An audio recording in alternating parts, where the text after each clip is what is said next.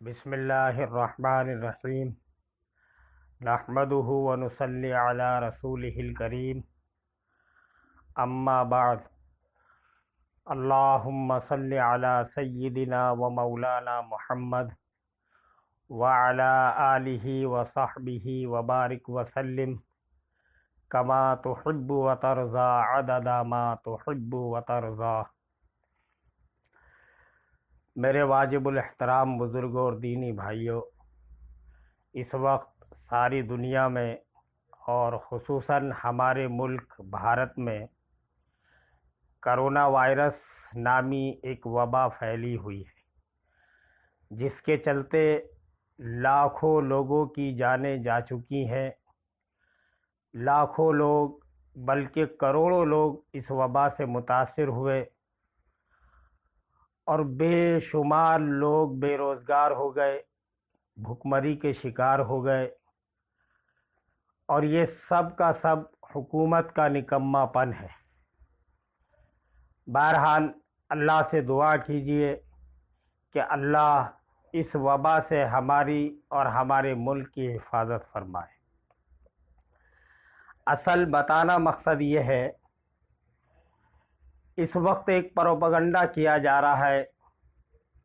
اور اس پروپیگنڈے کا شکار مسلمانوں کی ایک بہت بڑی تعداد بھی ہو چکی ہے، اور وہ یہ ہے کہ یہ بیماری ایک سے دوسرے کو لگتی ہے، جبکہ حقیقت بات یہ ہے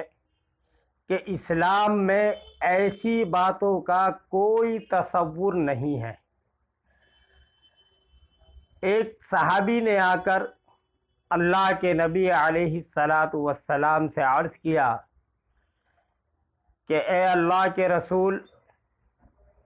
میرے اونٹوں میں کھجلی کی بیماری ہو گئی ہے۔ تو حضور نے فرمایا کہ تم اس بیماری کا سبب کیا سمجھتے ہو؟ یہ بیماری کس وجہ سے ہوئی، کیوں ہوئی؟ تو اس نے عرض کیا کہ اللہ کے رسول، ایک اونٹ میں کھجلی ہوئی تھی، اور مجھے یہ لگتا ہے کہ اس اونٹ کے ذریعے باقی تمام اونٹوں میں یہ بیماری آ گئی۔ تو اللہ کے رسول صلی اللہ علیہ وسلم نے ارشاد فرمایا کہ جس اونٹ کو پہلے وہ بیماری ہوئی تھی وہ کیسے ہوئی تھی؟ تو صحابی نے کہا کہ یقیناً اللہ کے حکم سے ہوئی تھی۔ تو حضور نے فرمایا باقی اونٹوں میں بھی اللہ کے حکم سے ہی ہوئی ہے، یعنی چھوا چھوت کا کوئی تصور اسلام میں نہیں ہے۔ البتہ بعض لوگ اس طرح کی باتیں بھی پیش کرتے ہیں۔ اللہ کے نبی علیہ السلام نے فرمایا کہ جہاں طاعون کی بیماری پھیلی ہو ایسی جگہ نہ جاؤ، اور جہاں بیماری پھیلی وہاں کے لوگوں کو چاہیے کہ وہ دوسری جگہ نہ جائیں۔ تو یہ باتیں آپس میں ٹکرا جاتی ہیں۔ ایک تو ایسی جگہ جانے سے روکا جاتا ہے، اور ایسی جگہ پہ رہنے والے لوگوں کو دوسری جگہ جانے سے روکا جاتا ہے،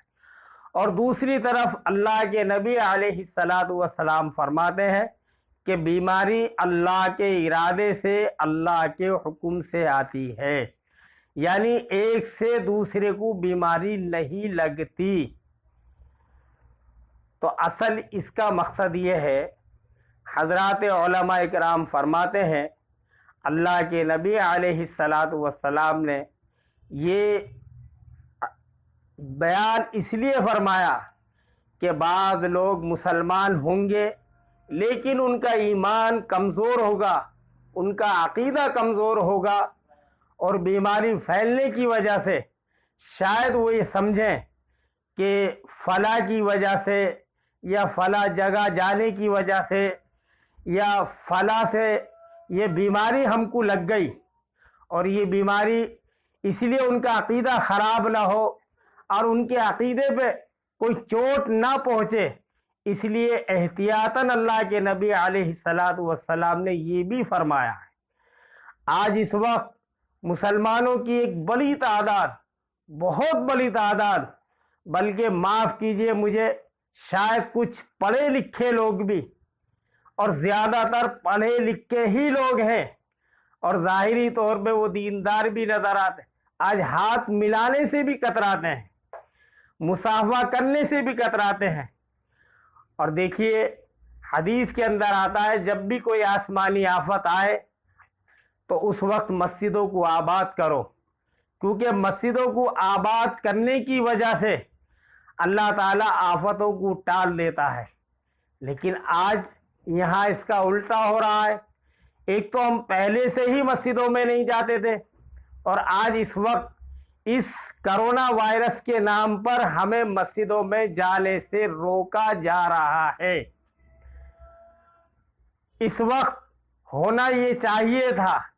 کہ مسلمان اپنے گناہوں سے توبہ کرتے اور اللہ کے گھر کو آباد کرتے، خوب اللہ سے دعائیں مانگتے اور خوب اللہ کی عبادت کرتے، لیکن اس کا الٹ ہو رہا ہے۔ بہرحال اللہ سے دعا کریں کہ اللہ ہمارے ایمان کی، ہمارے عقیدے کی حفاظت فرمائے۔ اور مجھے افسوس اس بات کا ہے کہ آج حکومت کی طرف سے جو پابندیاں مسجدوں کے اوپر لگائی گئی ہیں یا لگائی جا رہی ہیں وہ اپنی جگہ ہے، لیکن ہم یہ دیکھ رہے ہیں کہ حکومت سے بھی بڑھ چڑھ کر مسجد کے متولی حضرات، صدر، ائمہ یہ اس سے بھی زیادہ پابندی لگا رہے ہیں۔ بلکہ ایک مسجد کے اندر گیٹ پہ میں نے ایک اشتہار لگا ہوا دیکھا، حالانکہ انہوں نے بعد میں کہا کہ ہمیں یہ نہیں لکھنا تھا، غلطی سے لکھا گیا۔ اس میں لکھا تھا کہ آج سے مسجد ھذا میں 5 وقت کی نماز ادا نہیں ہوگی، لہذا تمام حضرات سے یہ درخواست ہے اپنے اپنے گھروں میں نماز ادا کریں۔ اب یہ اشتہار لکھنے والے مسلمان ہیں، مسجدوں میں آنے سے روکنے والے مسلمان ہیں۔ ٹھیک ہے، حکومت کی طرف سے کچھ پابندیاں ہیں، 5 آدمیوں سے زیادہ نہیں آنا، یا مل کے کھڑے نہیں ہونا، بیچ میں فاصلہ رکھنا، وہ اپنی جگہ ہے۔ لیکن ابھی تک کسی بھی امام نے، کسی بھی خطیب نے یا کسی بھی ایسے دیندار شخص نے یہ اعلان نہیں کیا کہ بھئی ہم بحالت مجبوری صرف آپ کو روک رہے ہیں، ورنہ یہ عمل صحیح نہیں ہے۔ مسجد میں ہی نماز ادا کرنی چاہیے اور مسجد میں ہی خوب کثرت سے آنا چاہیے، مسجد کے اندر ہی مل کر صفوں میں۔ آج علماء ایسے مسئلے بھی نکالنا ہے کہ اس کی بھی گنجائش ہے، الگ الگ ہو کے بھی کھڑے ہو سکتے ہیں، مسجد میں کم بھی آ سکتے ہیں۔ مسلمانوں ذرا سوچو، اگر خدا نخواستہ کل حکومت یہ کہے آپ سے کہ اس بیماری کو روکنے کا صرف ایک یہی طریقہ ہے کہ مسجدوں میں 100% تالے لگا دو، جب تک یہ بیماری ختم نہ ہوئے اس وقت تک مسجدوں کو بند رکھو، تو کیا کوئی مسلمان ایسا ہے جو حکومت کے اس فیصلے کی مخالفت کر سکتا ہے؟ انشاءاللہ بعض علماء ایسے بھی ہیں جو اس کا بھی جواز نکال کر دے دیں گے، ہاں اس کی بھی گنجائش ہے، تالے بھی لگائے جا سکتے ہیں۔ جو قوم آج اتنی نکمی ہو چکی ہے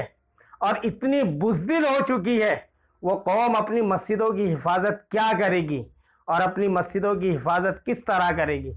ٹھیک ہے، آپ احتیاط کریں، احتیاط کا دامن ہاتھ سے نہ چھوڑیں، اور مقتدی حضرات کو، مصلیان حضرات کو ایک سچی بات بھی بتا دیں کہ بھائی صفوں میں فاصلے کی گنجائش نہیں، مسجد میں آنے سے کسی کو روکا نہیں جا سکتا، لیکن ہم مجبور ہیں، ان کے ہاتھ میں طاقت ہے، وہ طاقت کے بل پہ کچھ بھی کر سکتے ہیں، تاکہ مسلمانوں کو کم سے کم یہ معلوم ہو جائے کہ یہ عمل غلط ہو رہا ہے۔ اس لیے میری درخواست ہے اور گزارش ہے کہ اس وقت خاص طور سے مسلمانوں کو چاہیے وہ اپنے گناہوں سے توبہ کریں اور اللہ کی خوب عبادت کریں اور اللہ سے خوب دعائیں مانگیں، اور جو حضرات صدقہ کر سکتے ہیں اس وقت خوب صدقہ کریں، کیونکہ حدیث کے اندر بھی آتا ہے کہ مصیبتوں کو، بیماریوں کو جتنی جلدی صدقہ دور کرتا ہے کوئی چیز دور نہیں کرتی۔ اس لیے ہر مسلمان اپنی اپنی حیثیت کے مطابق صدقہ بھی کریں، اور اس وقت صدقہ کرنے کا ایک بہترین طریقہ یہ بھی ہے، اپنے پڑوس میں، اپنے رشتہ داروں میں، اپنے قریبی لوگوں میں دیکھیں جو ضرورت مند ہوں ان کی مدد بھی کی جائے۔ خاص طور سے ہمارے مدرسوں کے اندر پڑھانے والے جو اساتذہ ہیں، پچھلے تقریباً 1.5 سال سے مدرسے بند ہیں، ذرا ہم سوچیں ان کے ساتھ کیا ہو رہا ہوگا، ان کی زندگی کس طرح گزر رہی ہوگی۔ نام و نموز سے بچ کر خاموشی کے ساتھ ہم مدارس کے اساتذہ کی مدد کریں، یا